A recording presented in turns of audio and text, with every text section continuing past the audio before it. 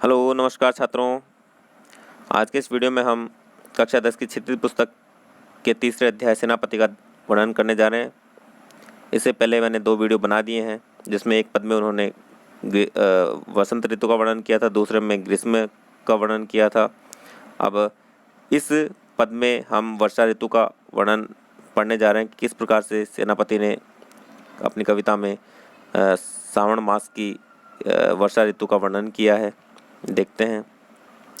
दामिनी दमक सूरचाप की चमक श्याम, घटा की झमक अति घोर घन घोर ते, कोकिला कलापी कल कुजत है जित तित, सीकर ते शीतल समीर की झकोर है।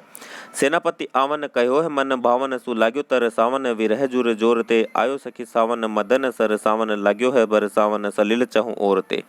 पहले हम डिफिकल्ट वर्ड देख लेते हैं। दामिनी, दामिनी का अर्थ है बादलों में चमकने वाली बिजली। सुरचाप मतलब इंद्रधनुष।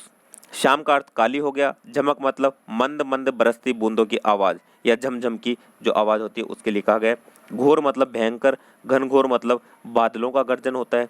कलापी मतलब मोर को कहा गया है।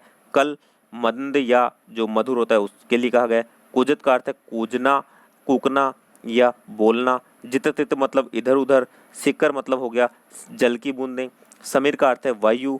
झकोर का मतलब झोंका, मन भावन, मन को प्रिय लगने वाले, मतलब कौन, श्री कृष्ण के लिए कहा गया है। तरसावन मतलब व्याकुल करना, तरसाना। विरह जुर वियोग रूपी ज्वर या बुखार या विरह वेदना के लिए भी कहा गया है। मदन मतलब कामदेव को कहा गया है या मिलने की इच्छा के लिए भी ये शब्द का प्रयोग किया गया है। सरसावन का अर्थ है उत्पन्न करने वाला ये, और सलिल का अर्थ है जल। तो हम इसकी व्याख्या देख लेते हैं। दामिनी दमक सूरचाप की चमक शाम, घटा की झमक अति घोर घन घोरते। पंक्तियों को पढ़ने से पता चल रहा है कि यहाँ पे बरसात का वर्णन किया गया, वर्षा ऋतु का वर्णन किया गया। एक सखी कहती है कि हे सखी देखो, अपनी दूसरी सखी से कहती है कि हे सखी देखो, श्रावण मास आने पर बादलों में बिजली चमकने लगी है। दामिनी दमक सूरचाप की चमक शाम, श्रावण मास आने पर बादलों में बिजली चमकने लगी है। आकाश में इंद्रधनुष भी अपनी चमक क्या कर रहा है, बिखेर रहा है। दमक मतलब चमक, दामिनी दमक बिजली चमक रही है, सूरचाप की चमक, और किसकी समान, इंद्रधनुष भी अपनी क्या कर रहा है, चमक बिखेर रहा है। घटा की झमक अति घोर घन घोर है, काली घटा से बरसती बूंदों की जो ध्वनि है, झमझम की जो आवाज है वो सुनाई दे रही है, और घने बादल भी डराने वाला गर्जन कर रहे हैं। भयंकर जो बादल हैं काले काले वो भी खतरनाक गर्जन कर रहे हैं, गरज रहे हैं। कोकिला कलापी कल कूजत है जित तित, कोयल और मोर, कलापी मोर के लिए कहा गया, कोकिला मतलब कोयल।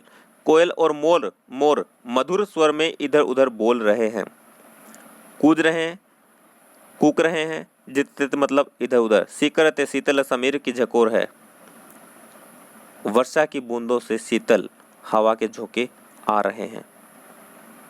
वर्षा की बूंदों से शीतल हवा के झोंके आ रहे हैं। सीकर जल की बूंदों को कहा गया है। सीकर ते शीतल समीर की झकोर है, जल की बूंदें, शीतल जल की बूंदें हवा के साथ झोंके आ रहे हैं उनके।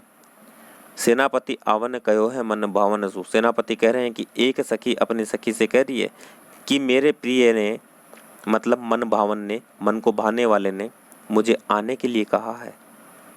सेनापति आवन कयो है मन भावन सु, लाग्यो तर सावन विरह जुर जोरते, मुझे आने के लिए कहा है। अब तो उनसे मिलने के लिए मेरा हृदय क्या कर रहा है, विरह वेदना में तरस रहा है।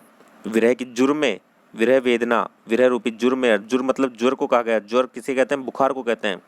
विरह में शरीर तपने लग जाता है, गर्म हो जाता है, क्योंकि विरह को अग्नि कहा गया है, विरह रूपी अग्नि, जिसको विरहाग्नि भी कहा गया है।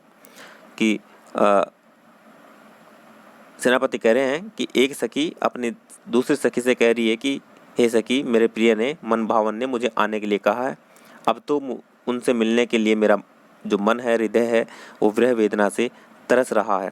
आयो सखी सावन मदन सर सावन, लग्यो है बर सावन सलिल चहु ओरते। हे सखी देखो, मिलने की इच्छा उत्पन्न करने वाला सावन का महीना आ गया है और चारों ओर से जल बरसने लगा है। तो ये सेनापति का वर्षा ऋतु का वर्णन है। उम्मीद करता हूँ आपको ये अच्छे से समझ में आया होगा। अगर समझ आता है या पसंद आता है वीडियो तो लाइक, शेयर और सब्सक्राइब करना ना भूलें। मिलते हैं अगले वीडियो में। धन्यवाद। जय हिंद, जय भारत।